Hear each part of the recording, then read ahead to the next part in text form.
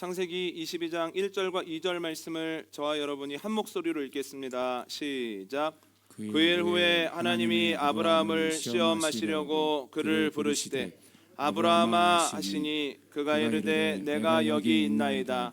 여호와께서 이르시되 내 아들 내 사랑하는 독자 이삭을 데리고 모리아 땅으로 가서 내가 내게 일러준 한 산 거기서 그를 번제로 드리라. 아멘. 지난주부터 순종에 대해서 나누고 있습니다. 지난주에 나누었던 말씀을 간단히 정리해 보도록 하겠습니다. 하나님께서는 순종을 기뻐하십니다. 순종하는 자에게 그에 합당한 열매를 맺게 하십니다. 반면 불순종하면 마음 아파하십니다. 불순종하는 자는 반드시 이에 대한 책임도 지게 될 겁니다. 그런데 존 비비어는 자신의 책에서 불순종은 아담의 에덴 동산에서 했던 일들을 볼 때 큰 죄다 이렇게 얘기를 합니다. 불순종이 죄구나 라고 하는 것을 기억할 때 순종하기 위해서 힘쓰고 결국은 순종해 낼 수 있다라고 하는 겁니다. 그래서 우리가 부지식간에 불순종하는 것은 아닌지를 살펴보기 위해서 불순종의 대표적인 세 가지 모습을 지난번에 나눴는데요. 첫 번째는 말씀을 받으려 하지 않는 것이 불순종의 첫 번째 모습입니다. 두 번째는 말씀을 듣고도 행치 않으려고 하는 것이 불순종입니다. 세 번째는 말씀을 행하되 온전히 행하지 않는 것이 불순종이다. 이렇게 말씀을 드렸습니다. 오늘은 순종할 때 나타나는 여러 가지 현상들을 나누어 보려고 하는데요. 여러분들도 익히 말씀을 보시면서 아시는 것처럼 아브라함은 완전한 사람은 아니었습니다만 그래도 하나님 말씀에 순종하며 살아보려고 몸부림을 쳤습니다. 그랬을 때 결국 창세기 22장에서 하나님이 아브라함을 인정해 주시죠. 아브라함아, 네가 나를 얼마나 경외하는지 이제야 내가 깊이 알게 되었다. 순종의 삶을 살았던 아브라함의 삶에 반복되는 구절이 있습니다. 화면을 보시고 한번 읽어볼까요? 창세기 12장 1절 함께 읽겠습니다. 시작. 여호와께서 아브라함에게 이르시되 너는 너의 고향과 친척과 아버지의 집을 떠나 내가 내게 보여줄 땅으로 가라. 아멘. 13장 14절입니다. 창세기 13장 14절을 함께 읽습니다. 시작. 롯이 아브라함을 떠난 후에 여호와께서 아브라함에게 이르시되 너는 눈을 들어 너 있는 곳에서 북쪽과 남쪽 그리고 동쪽과 서쪽을 바라보라. 아멘. 오늘 보면 2절 한번 읽어볼까요? 22장 2절입니다. 시작.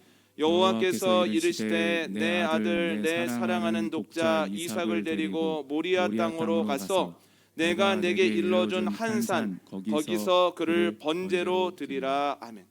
자꾸만 나오는 구절이 무엇입니까? 여호와께서 이르시되라는 구절입니다. 하나님께서 아브라함에게 자꾸만 말씀하셨다는 거예요.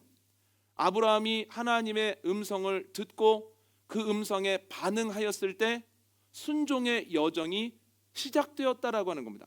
말씀하시고 듣고 따랐을 때에 순종하는 일들이 자꾸만 일어나게 되었죠. 여러분, 노아도 순종하는 삶을 살았습니다. 방주를 만들어라 만들고, 방주 앞에 동물들을 모아라 모으고, 방주에 함께 들어가라 들어가고, 방주에서 나와라 나왔죠. 그런데 그의 순종도 하나님의 말씀을 듣는 것에서 시작했습니다. 창세기 6장 13절을 한번 찾아보시죠. 창세기 6장 13절입니다.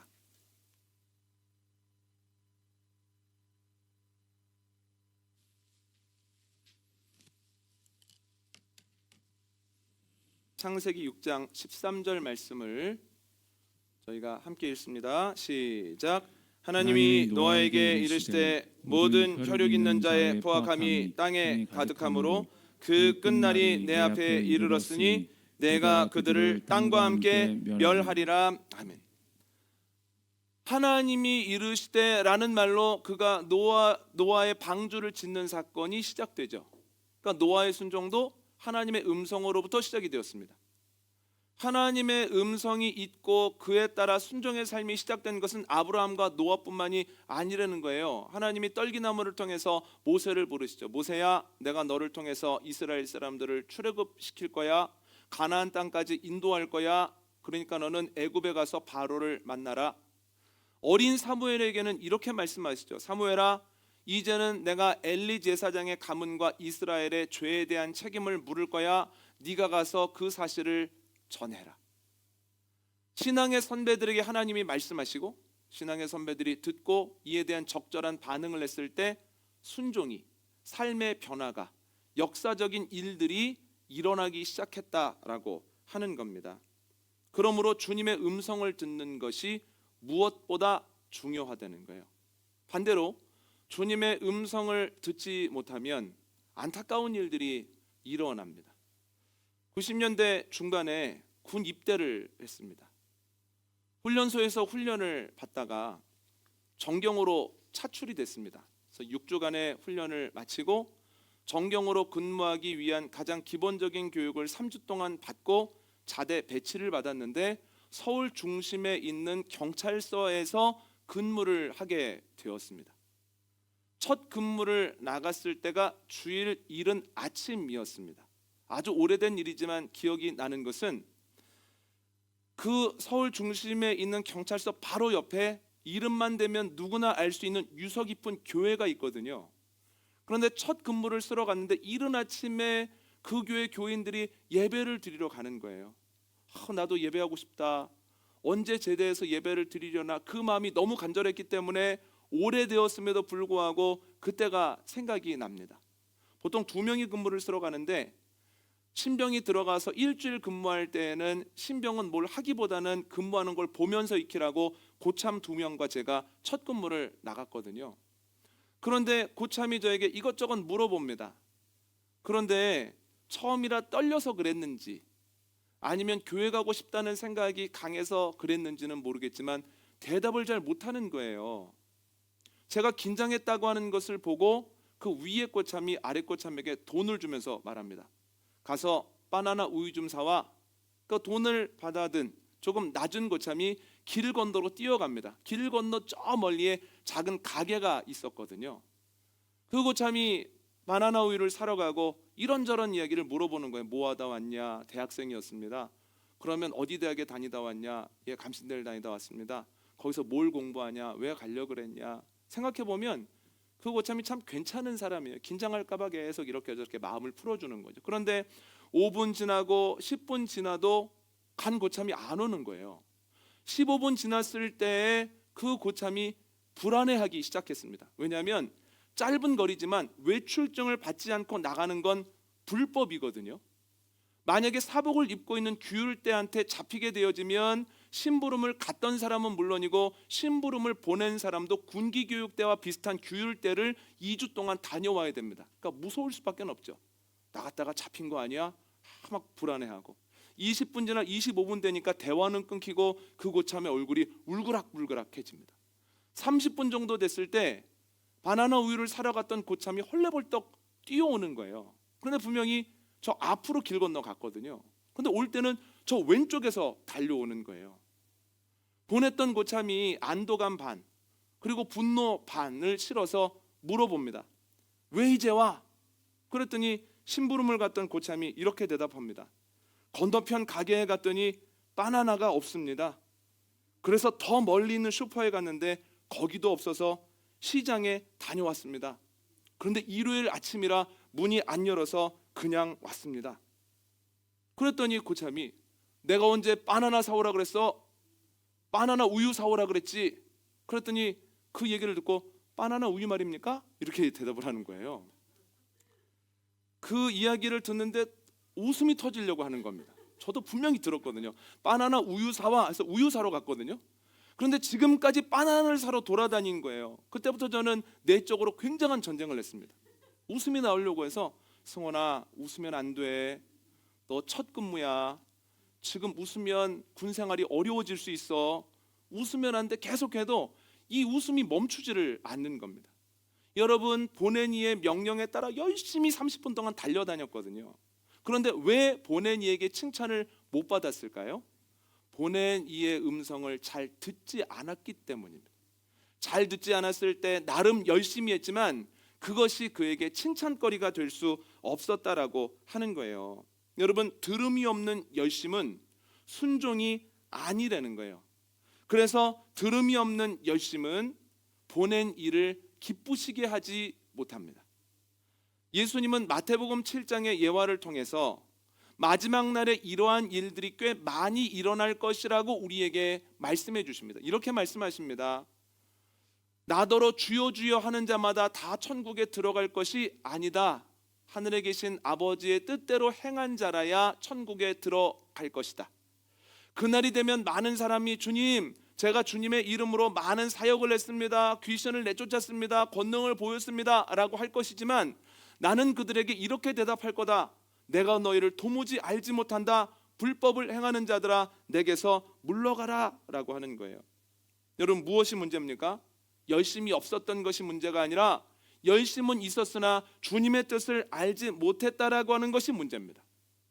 여러분, 순종할 때 주님을 기쁘시게 하죠. 순종의 시작이 무엇입니까? 음성 들음입니다. 그러므로 음성을 듣지 못하면 순종도 할 수 없고 주님을 기쁘시게도 할 수 없다는 거예요.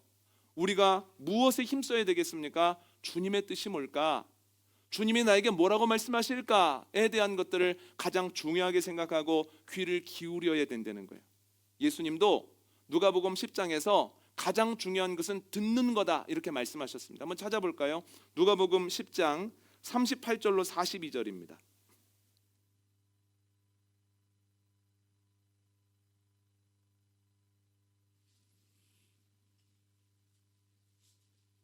누가복음 10장 38절로 42절 말씀입니다.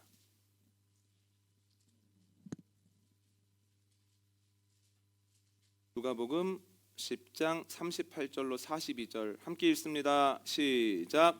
그들이 길 갈 때 예수께서 한 마을에 들어가심에 마르다라 이름하는 한 여자가 자기 집으로 영접하더라. 그에게 마리아라 하는 동생이 있어 주의 발치에 앉아 그의 말씀을 듣더니 마르다는 준비하는 일이 많아 마음이 분주한지라. 예수께 나아가 이르되 주여, 내 동생이 나 혼자 일하게 두는 것을 생각하지 아니하시나이까. 그를 명하사 나를 도와주라 하소서. 주께서 대답하여 이르시되 마르다야 마르다야, 내가 많은 일로 염려하고 근심하나 몇 가지만 하든지 혹은 한 가지만이라도 족하니라. 마리아는 이 좋은 편을 택하였으니 빼앗기지 아니하리라 하시니라. 아멘. 예수님이 한 마을에 들어가셨을 때 마르다라고 하는 여인이 본인의 집으로 예수님을 초청합니다. 예수님이 그 집에 들어가실 때 마리아가 온갖 일들로 분주합니다. 여기저기를 치우고 예수님의 드실 것과 마실 것을 준비합니다. 그런데 한참 일하면서 보니 혼자 일하는 거예요. 동생 마리아는 예수님 발치에 앉아서 예수님과 오손도손 이야기를 하는 거예요. 마리아를 보고 화가 납니다. 왜 나 혼자 일해야 돼? 그리고 일을 혼자 하게 되면 왜 내가 해야 돼? 본인이 해야지. 그런 마음이 드는데 옆을 보니 예수님은 그걸 아시는지 모르시는지 마리아와 오손도손 얘기를 하시는 거예요. 마리아도 보기 싫고 예수님께도 서운합니다. 그래서 예수님께 이렇게 얘기를 합니다. 예수님, 마리아가 나에게 모든 일을 다 떠넘기고 있는 것 안 보이십니까? 마리아야, 도와야지. 너도 일해야지. 이렇게 제 동생에게 한마디만 해주십시오. 그랬더니 예수님이 마르다에게 이렇게 말씀하십니다. 네가 많은 일을 마음에 두어 마음에 근심과 고민이 되었구나. 그런데 가장 중요한 건 내 말을 듣는 것이다. 마리아는 가장 좋은 것을 택했다. 그러니까 마리아가 택한 것을 네가 빼앗지 말아라. 이렇게 말씀하셨다라고 하는 거예요. 예수님 뭐라고 하십니까? 예수님의 말씀을 듣는 것이 가장 좋은 선택이라고 하셨다는 거예요. 그러니까 예수님 말씀을 듣는 게 제일 중요한 겁니다. 예수님이 우리에게 말씀하신 바요, 명령하신 바입니다. 그런데 방금 읽은 누가복음 10장 말씀을 보면 주님의 말씀을 듣는 것이 가장 중요한 이유가 또 있습니다. 주님께서 말씀하시지 않았는데 본인이 생각하기에 이건 해야 될 것 같아, 이거는 중요한 일이야 라고 했을 때 처음에는 몰랐는데 시간이 가면 갈수록 앉아서 놀고 있는 것처럼 느껴지는 마리아에 대한 미움이 마음속에 생기더라는 거예요. 그에 대해서 아무 말 하지 않는 사람들에 대한 서운함도 생기더라는 거예요.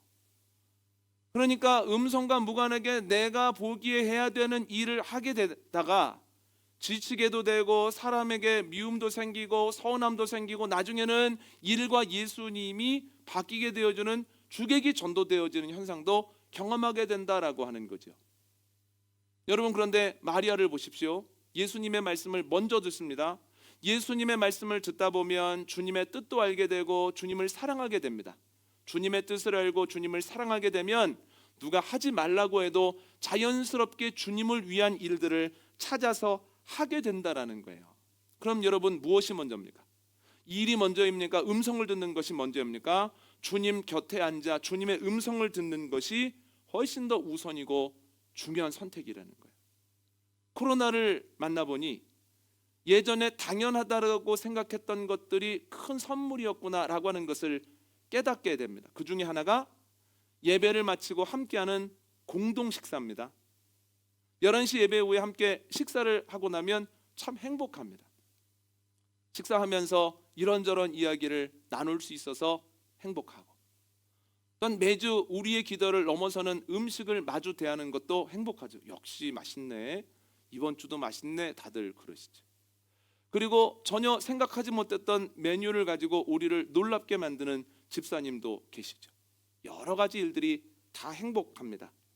그리고 또 하나는 식사를 준비하고 배식하고 정리하는데도 얼마나 마음을 다하여 서로 힘을 합하는지 일손이 남아돌 정도예요. 너무너무 감사한 일이다라고 하는 거예요. 그런데 이럴 때일수록 우리가 놓치지 말아야 하는 것이 있습니다. 어떠한 경우에도 일하는 것보다 주님의 음성을 듣는 것이 우선되어야 한다는 거예요.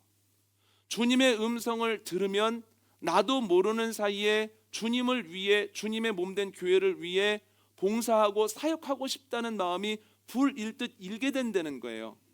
그러나 내가 보기에 이거 해야 될 것 같아, 그건 이 일은 내가 할 수 있는 일이야, 이 일은 내가 하고 싶어 하고 일을 하다 보면 나도 모르는 사이에 지치기도 하고, 나도 모르는 사이에 앉아서 노닥거리는 것처럼 보이는 사람들에 대한 미운 마음이 들기도 하고, 때로는 주님의 말씀과 일이라고 하는 것이 주객이 전도되기도 한다라고 하는 거예요. 그래서 이때 우리가 더 힘써야 되는 것은 주님의 말씀을 듣기 위해서 더욱 노력하는 겁니다. 제가 꼭 부탁드리고 싶은 것이 있습니다. 회중 기도를 하시는 경우에는 그날은 온전히 주님의 말씀 예배에만 집중하시기 바랍니다. 일부 예배 전에 가서 여러 일을 하시고, 일부 기도 끝나고 중간에 비닐장갑 끼고 이렇게 오물조물 하시고, 또한 11시 예배 끝나고 또 밥을 차리시고 하는 것이 복된 일일 수는 있으나, 그러나 우리에게 우선이 되어야 하는 일은 말씀을 듣는 것, 예배에 집중하는 겁니다. 그래서 혹여나 누가 기도 순서가 돌아오시면 그날은 그분이 온전히 예배 준비자로서 예배에 힘쓸 수 있도록 여러분들이 지켜주시기를 원합니다. 여러분, 주님의 음성을 들을 때 진정한 순종을 하게 되고, 순종할 때에만 복된 열매를 맺게 되고, 그 열매로만 주님을 기쁘시게 할 수 있다는 거예요. 그런데 여러분, 주님의 음성 어떻게 들을까요?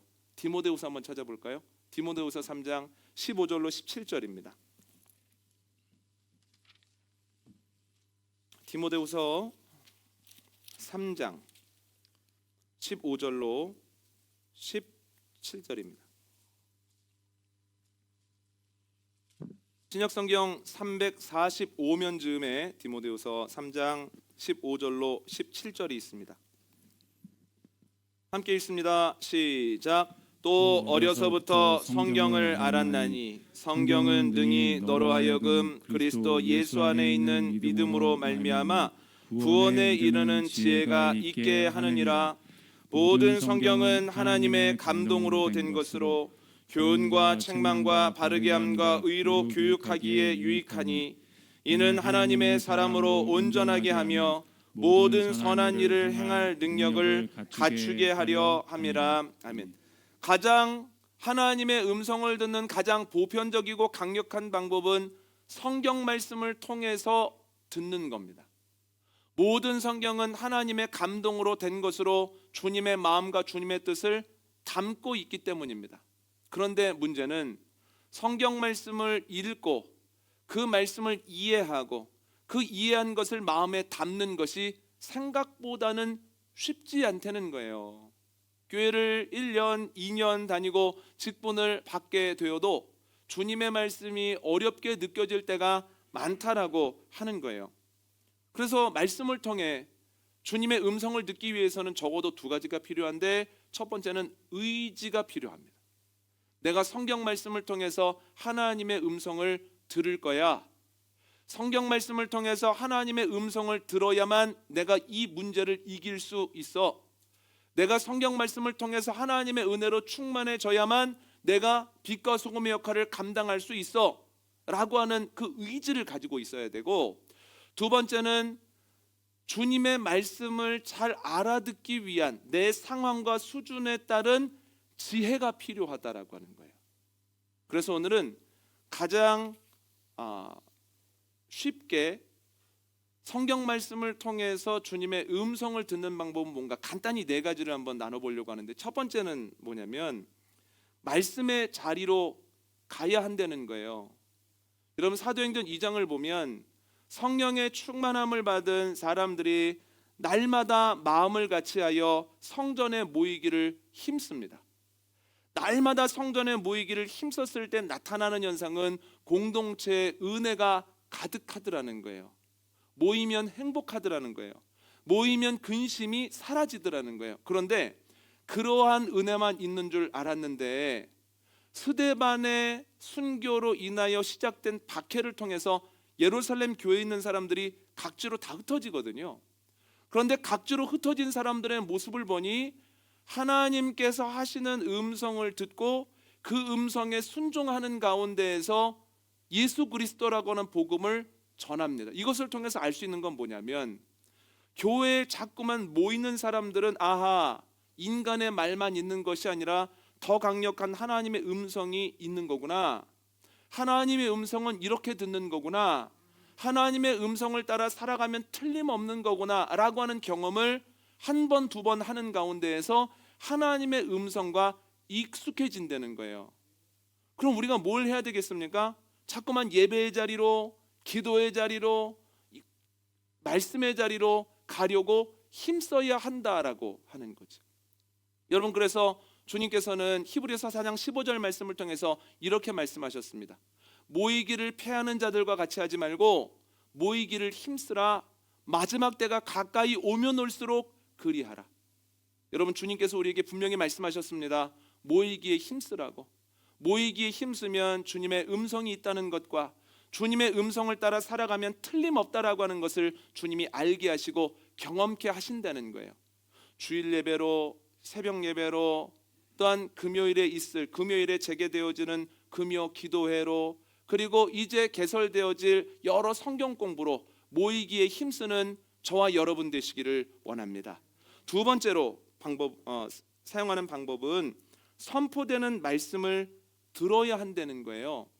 예수님이 이 땅에 오셔서 가장 많이 하신 것이 뭐냐면 기록된 말씀을 풀어서 사람들에게 선포해 주신 겁니다.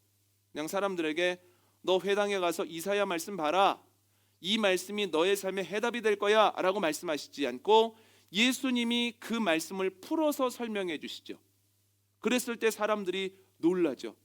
저분에게는 권위가 있구나, 저분에게는 다른 사람들에게 없는 능력이 있구나. 예수님이 선포하셨음에도 불구하고 알아듣지 못하는 이들에게는 더 쉽게 비유로 설명해 주셨다라고 하는 거예요.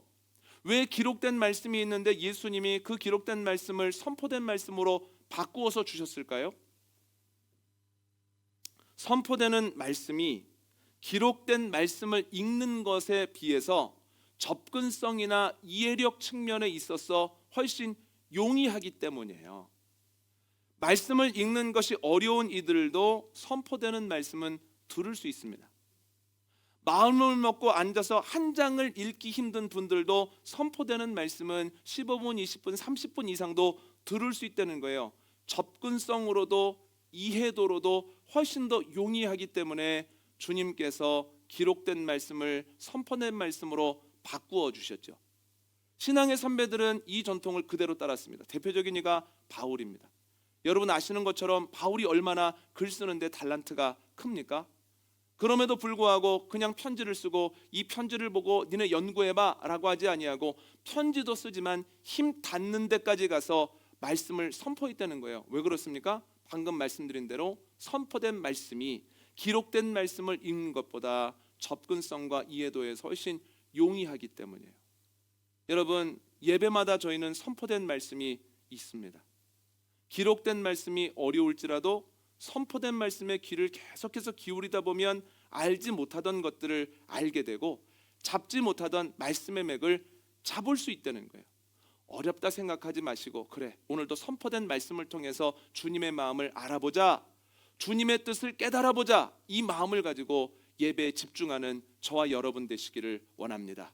세 번째는 들은 말씀을 함께 나눠야 합니다. 초대교회 사람들이 모여서 뭐 했을까요? 말씀 한번 찾아볼까요? 사도행전 2장 42절입니다.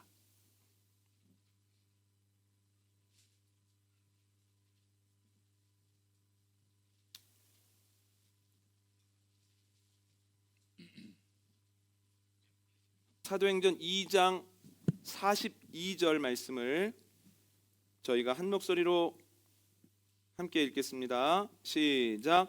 그들이 사도의 가르침을 받아 서로 교제하고 떡을 떼며 오로지 기도하기를 힘쓰니라. 아멘.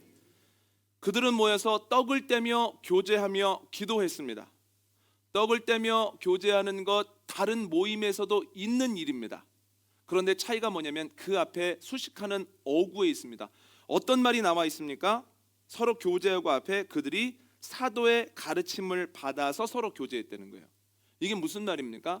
내가 하고 싶은 말, 듣고 싶은 말을 대화로 나누는 것이 아니라 사도가 선포한 말씀을 가지고 서로 교제를 했다는 거예요. 지금으로 말하면 목회자의 설교를 듣고 그 말씀을 주제 삼아서 받은 은혜를 나눴다는 거예요. 그 은혜를 가지고 살아갔던 과정 속에서 경험했던 일들을 나눴다는 거예요. 그랬을 때 알지 못하던 은혜를 깨닫게 되어지고 빈약하던 은혜가 풍성해졌다라고 하는 거죠. 여러분, 셀 예배에 꼭 참여하시기를 바랍니다. 선포된 말씀을 듣고 그 말씀으로 모여 이야기를 하다 보면 내가 미처 깨닫지 못했던 것들을 다른 사람의 고백을 통해서 알게 되고 더 나아가서 빈약했던 내 믿음이 훨씬 풍성해지는 경험을 할 수 있다는 거예요. 여러분, 신앙인들은 모여서 주님에 대해 이야기하면 할수록 풍성해집니다. 여러분, 근데 감사한 것은 이제 코로나가 어느 정도 정리가 되어지는 느낌이 있으면서 저희의 셀 예배가 다시 힘을 얻고 있습니다. 주중에 모이는 셀들도 있고 주중에 온라인으로 하는 셀도 있고 또한 11시 예배를 마치고 하는 또 몇 셀이 있고 또한 1부 예배와 2부 사이에 모여서 예배하는 이들, 셀 예배를 드리는 이들도 있다는 거예요. 너무너무 좋은 현상입니다. 지치지 마시고 끝까지 셀 예배를 통해서 말씀을 나누고 더욱 풍성하여지는 저와 여러분 되시기를 원합니다. 네 번째 방법은 기록된 말씀에 대해서도 용기를 내야 됩니다. 방금 드린 말씀을 반대로 이야기하자면 기록된 말씀을 읽는 것은 선포되는 말씀을 듣는 것보다는 훨씬 접근과 이해 측면에서 불리하다는 거예요. 어렵다는 뜻입니다. 그럼에도 불구하고 기록된 말씀을 읽고 이해하고 받아들이고 묵상하는 것도 포기하면 안 된다는 거예요. 선포된 말씀에만 멈춰 있으면 말씀의 폭이 넓어지지 못하고 말씀의 깊이가 더 깊어지지 못한다는 거죠. 그래서 기록된 말씀에 도전해야 됩니다. 근데 도전하는 게 쉽지 않거든요. 어떻게 도전을 하면 될까요? 함께 할 때 동참하면 됩니다. 여러분, 5월 달부터 저희 생명문교회 함께 성경 통독할 겁니다.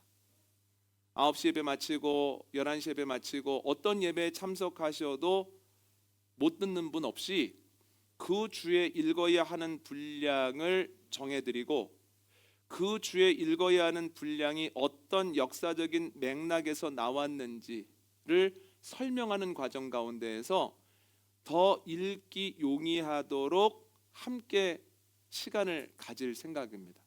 혼자는 어렵거든요. 시작했다가도 포기하기가 쉽거든요.